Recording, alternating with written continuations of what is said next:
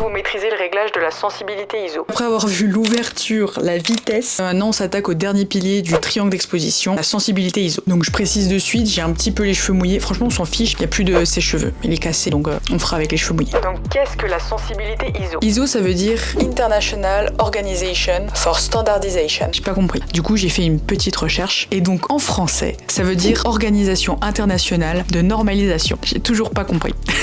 Et en fait, à la base, c'était juste une référence pour la sensibilité à la lumière des films argentiques. Bref, concrètement, la sensibilité ISO, c'est l'aptitude de ton capteur à capter la lumière. Est-ce que t'as capté? C'est un peu nul. Plus la valeur ISO est élevée, alors plus votre capteur sera sensible à la lumière. De ce fait, plus votre image sera lumineuse. Donc maintenant que vous êtes un maître de la photo, vous allez souvent entendre les autres autour de vous parler de monter ou de diminuer cette sensibilité ISO. Donc maintenant, vous saurez qu'on parle tout simplement ici de modifier cette sensibilité ISO. Le réglage de vos ISO va vous permettre tout simplement d'adapter votre appareil photo à différentes conditions d'éclairage, comme par exemple lorsque vous êtes en plein jour, sous le soleil, en plein ouragan ou la nuit. Il faut bien garder à l'esprit qu'une valeur ISO élevée va vous permettre certes de prendre des photos lorsque la luminosité n'est pas optimale, mais il y a évidemment une contrepartie à cette sensibilité ISO, c'est que plus vous l'augmentez et plus il y aura ce qu'on appelle du bruit numérique dans vos images ou du grain, ce qui dégradera fortement parfois la qualité de vos images. Donc pour vous illustrer cette dégradation d'image, j'ai fait de mon mieux pour vous prendre les pires photos que j'ai pu. Moi, ça n'a pas été vraiment difficile. Je vais vous montrer un petit peu ce que ça fait de prendre des photos à différents réglages de sensibilité ISO. Et vous pourrez voir, c'est surtout en zoomant qu'on se rend compte de la dégradation de l'image lorsqu'on augmente les ISO au maximum. Et même pas au maximum d'ailleurs, et ça dépend du coup des boîtiers. La qualité de la photo avec un R7 à ISO 2000 ne sera pas la même que sur un R3 et j'en passe. Quand je parle de bruit numérique, je parle de petits parasites qui vont venir impacter la netteté et la qualité dans les détails de ta photo. Plus tu vas augmenter tes ISO, plus ce bruit va augmenter. Alors avec ces explications, tu comprendras qu'en photo, on fait tout pour que les ISO soient le plus bas possible tout le temps, tout en ayant évidemment une exposition parfaite. C'est pourquoi on ne peut pas garder malheureusement les ISO à une valeur de 100 par exemple tout le temps. Donc après toutes ces explications, comment régler ces ISO? Comme j'ai dit précédemment, le choix de la sensibilité ISO est important pour que votre photo garde la meilleure qualité possible. De ce fait, des valeurs ISO basses sont toujours à préconiser lorsque les conditions d'éclairage sont optimales afin que vous puissiez obtenir des photos propres et nettes. Mais malheureusement, il arrive qu'on n'ait pas des conditions d'exposition parfaites et que du coup la luminosité ne soit pas notre allié. Il faudra alors dans ce cas penser à augmenter les ISO pour compenser ce manque de lumière. Attention, je précise là que je donne un peu un air dramatique à ces ISO, mais ce n'est pas la fin du monde s'il faut les augmenter. Moi, ça m'arrive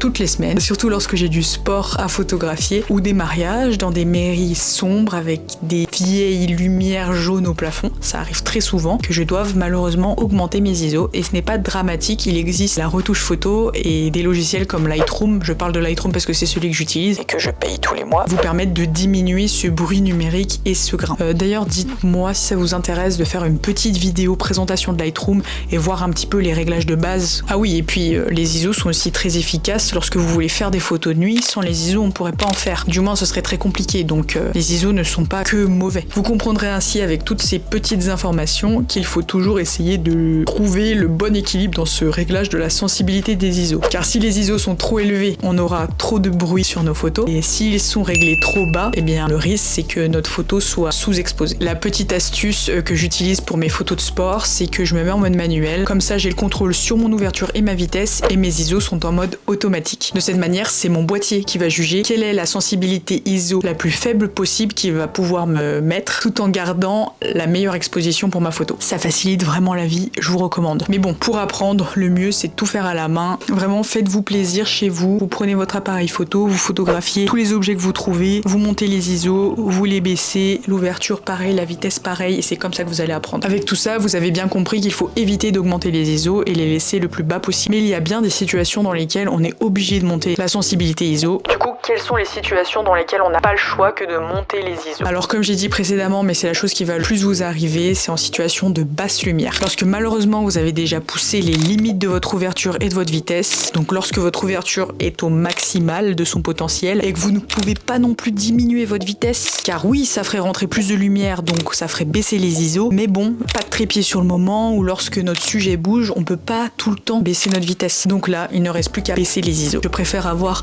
un petit peu de grain dans mon image qu'une photo sous-exposée. Donc pour vraiment, encore une fois, vulgariser le propos, mais les ISO sont un peu comme votre roue de secours. Lorsque vraiment vous ne pouvez pas ouvrir plus votre objectif et lorsque vous ne pouvez pas diminuer votre vitesse, eh bien c'est là où on touche les ISO. J'ai déjà vu des personnes qui aimaient bien le grain sur les photos et le bruit quelquefois parce que ça peut rendre des effets vraiment intéressants et je suis tout à fait d'accord avec ça, c'est juste que je pratique pas trop ce genre de photos. Du coup, il y a des personnes qui augmentent leurs ISO pour avoir ce bruit numérique et ce grain pour donner un petit peu un effet vieilli ou vintage, tout ce que vous voulez. Personnellement, si j'ai envie de faire une photo de ce genre, je vais toujours garder mes ISO le plus bas possible et rajouter ces effets de grain sur Lightroom parce que de cette manière, j'aurai vraiment la maîtrise de mon grain. En conclusion, et le meilleur conseil que je puisse vous donner de toute cette série de vidéos d'ailleurs sur le triangle d'exposition, prenez votre boîtier et prenez des photos. Voilà, c'est en apprenant à connaître votre boîtier, à connaître ses limites surtout, que vous apprendrez à faire des photos qui vous plaisent. Donc voilà, c'est ainsi que s'achève ma série de tutos sur le triangle d'exposition et ses éléments. J'espère que vous aurez pu apprendre quelques trucs et que ça vous aura aidé à progresser un petit peu plus en photo. En tout cas, n'hésitez pas à mettre des commentaires comme d'habitude, à me dire ce que vous en avez pensé et me dire si vous avez des envies de vidéos ou des questions. J'y répondrai avec plaisir. N'hésitez pas aussi surtout à vous abonner, à laisser un like parce que ça m'aide beaucoup et ça fait toujours plaisir. Donc nous, on se revoit bientôt pour parler cette fois de matériel parce que j'ai quand même pas mal de choses à vous montrer et je pense que vous allez aimer. D'ici là, portez-vous bien et allez prendre des photos. Ciao!